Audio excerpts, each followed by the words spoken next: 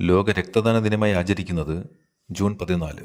മനുഷ്യരിലെ രക്തഗ്രൂപ്പുകൾ കണ്ടുപിടിച്ച call ലാൻഡ്സ്റ്റൈനറുടെ ജന്മദിനമായതിനാലാണ് June 14 ലോക രക്തദാന ദിനമായി ആചരിക്കുന്നത്. ഏവർക്കും നൽകാൻ കഴിയുന്ന രക്തഗ്രൂപ്പാണ് ഒ ഗ്രൂപ്പ്.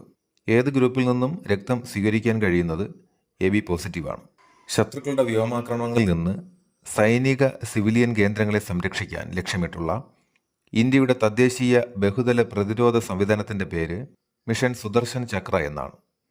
മിഷൻ സുദർശൻ ചക്ര 2025 സ്വാതന്ത്ര്യദിന പ്രസംഗത്തിൽ പ്രധാനമന്ത്രി നരേന്ദ്രമോദി പ്രഖ്യാപിച്ച ഈ സുരക്ഷാ പദ്ധതി 2035 പൂർണ്ണ സജ്ജമാക്കി രാജ്യത്തുടനീളം വിന്യസിക്കാനാണ് ലക്ഷ്യമിടുന്നത്. ഈ പദ്ധതിയുടെ പ്രധാന ഭാഗമായ പ്രോജക്റ്റ് കുശ വികസിപ്പിക്കുന്നത് DRDO ആണ്. പ്രശസ്ത മലയാള സാഹിത്യകാരനായ സന്തോഷ് ഏച്ചിക്കാനത്തിന്റെ ആദ്യ നോവലാണ് മാതംഗലീല.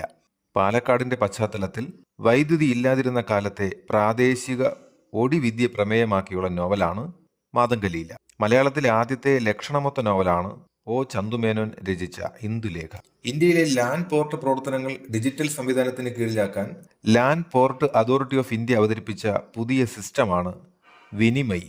രണ്ട് രാജ്യങ്ങൾ തമ്മിലുള്ള കര അതിർത്തികളിൽ യാത്രക്കാരുടെയും ചരക്കുകളുടെയും സുഗമമായ നീക്കത്തിന് സഹായിക്കുന്ന ഔദ്യോഗിക സുരക്ഷാ പരിശോധനാ കേന്ദ്രങ്ങളെയാണ് ലാൻഡ് പോർട്ടുകൾ അഥവാ സംയോജിത ചെക്ക് പോസ്റ്റുകൾ എന്ന് വിളിക്കുന്നത്. Land port authority of India സ്ഥാപിതമായത് 2012 ഇത് കേന്ദ്ര ആഭ്യന്തര മന്ത്രാലയത്തിന് കീഴിലാണ് പ്രവർത്തിക്കുന്നത്. ഇന്ത്യയിൽ നിലവിൽ 15 സംയോജിത ചെക്ക് പോസ്റ്റുകളാണ് പ്രവർത്തിക്കുന്നത്. അടുത്ത 3 വർഷത്തിനുള്ളിൽ 11 പോർട്ടുകൾ കൂടി പൂർണ്ണ സജ്ജമാക്കാൻ കേന്ദ്ര സർക്കാർ ലക്ഷ്യമിടുന്നുണ്ട്.